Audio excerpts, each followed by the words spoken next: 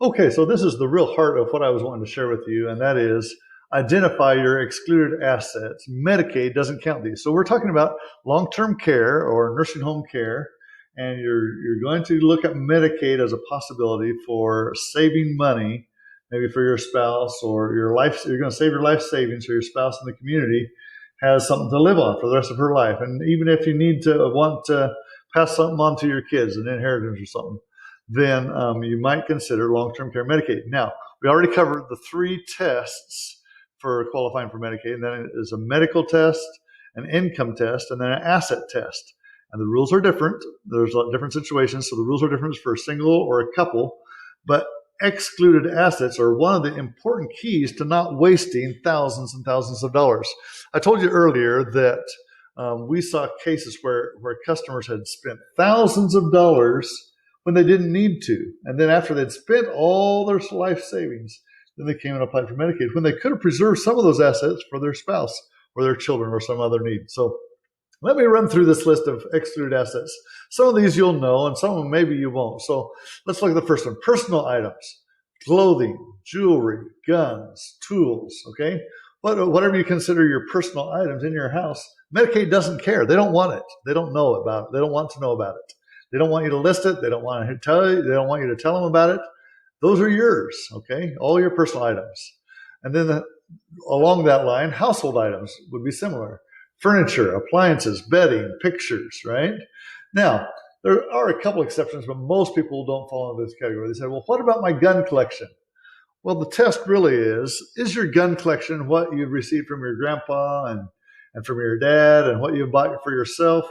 Is it your 15 or 20 or 30 guns that, yeah, maybe they're old, maybe they have some some value, but the question is, are they investment quality? Could you sell that collection to the museum? And if they're worth a museum quality investment, then perhaps you should declare them and their value. But otherwise, Medicaid doesn't ask about personal items or household items. Now, the third item on this list is one vehicle per adult. So that means a couple gets to have two vehicles excluded. That is, they're free, right? You don't have, they're not free, that they didn't cost anything, but Medicaid doesn't care if you have them. And so for those that have more than two vehicles, of course, we're going to count the two most valuable vehicles, one vehicle per adult in the household. If you're a couple, two vehicles. If you're just single, one vehicle, you get to exclude. Now, the fourth thing, again, most people already know this, but Medicaid is not going to count your home and the surrounding property against you. So you get to, the home is yours for the lifetime of you and your spouse. And what happens to it after both of you pass depends on your choices, right? It's not automatic one way or the other. Medicaid will, I'll just throw it out there. Medicaid does have a plan to put a lien against your house if you get Medicaid after you pass. After you pass, they plan to put a lien against your house, right? But that's a choice. There's things you can do if you want to do something different with your home before you pass. You have those options. So you can explore that later. Now, number 5 is the one that most people are surprised by. Retirement funds do not have to be spent down before you qualify for Medicaid. So that would be IRAs, Roth IRAs, 401ks are not counted by Medicaid. The principal value, the main value of the retirement fund is not counted against you for Medicaid purposes. Now, you might have to prove it. You might have to show that you have a retirement fund, a statement. And there's one other part to that. You might have to start taking your required minimum distributions. Now, the term required minimum distribution really refers to IRAs. It's a IRS formula that says, based on the value of your IRA at the end of the last calendar year, and based on your current age, you should be withdrawing this amount of money every month, okay, or every year. So we take that same formula and apply it to Roth IRAs, even though that's not required by the IRS. That's how Medicaid would calculate it. And the same with 401ks. And if we don't have a required minimum distribution, just start taking something, right? $100 a month. But if you started taking a little bit per month out of your retirement funds, that's for the one that's going to get Medicaid. At least you get to leave the big bulk of your retirement fund there. And so you don't have to spend that down first. And then the next category is also one that a lot of times people forget about, so or maybe haven't heard about. But income producing property, so rentals, farm or farm rental, business property or business equipment, your backhoe or your tractor, right? Or it could be your office equipment if you have an office business, right? So your income producing property is excluded. As long as you're reporting on the income side, then they're not going to count you on the asset side. And then the final category here is prepaid burial or burial insurance. If it's irrevocably assigned to a funeral home. So let me give you an example. If you go down to your funeral home, pay them $6,000, and they write up all the services that they'll provide for $6,000. Just the normal paperwork is there, but if you changed your mind, you could go back and get your money back. Now, that's not a very smart thing to do. Most of us, if we're prepaying our funerals because we expect that we'll pass someday, and it just takes a burden off of our family members.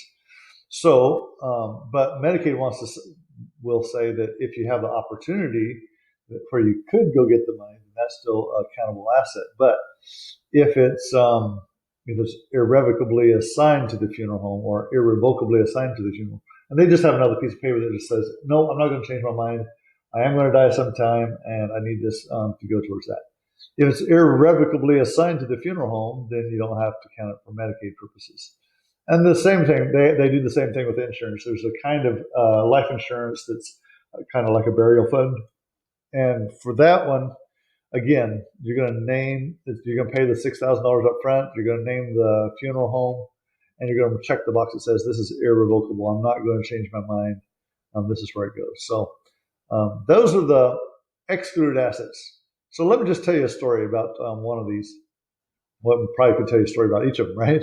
But the main one that I want to tell you about was we had a guy that had gotten in a motorcycle accident. He was in the hospital and then in rehab and then in the nursing home, and was recovering slowly, but wasn't able to handle his own affairs.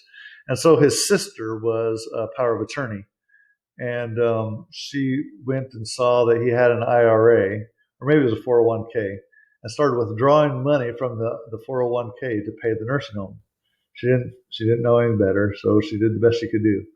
But when they finally applied for Medicaid, of course he qualified for Medicaid, long-term care, to pay that $9,000 or $10,000 a month to the nursing home.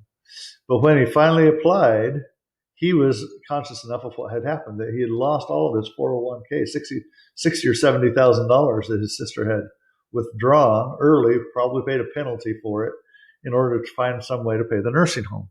Well, there's no way, even if he had the money, there's no way for him to go back and recoup that 401k. He couldn't put it back. He couldn't take regular earnings and put them back in the 401k. And so he just lost, again, thousands of dollars that he didn't need to sacrifice. And that was just because his sister didn't know any better.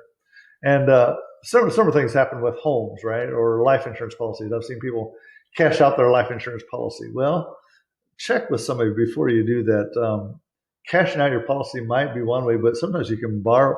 Sometimes, I don't know if you're familiar with life insurance policies that do this, but I've seen some that were maybe a $100,000 policy, but they'd had it for so long that now the cash value is up to $130,000, or maybe the $100,000 wasn't cash value, but the $30,000 extra was, and a death benefit would be $130,000. But $30,000 of that was considered a cash benefit. Well, you could borrow out instead of just cashing out the $30,000 and losing the whole $100,000 benefit. You might be able to borrow the $30,000 out of your life insurance policy, and then keep the $100,000 death benefit.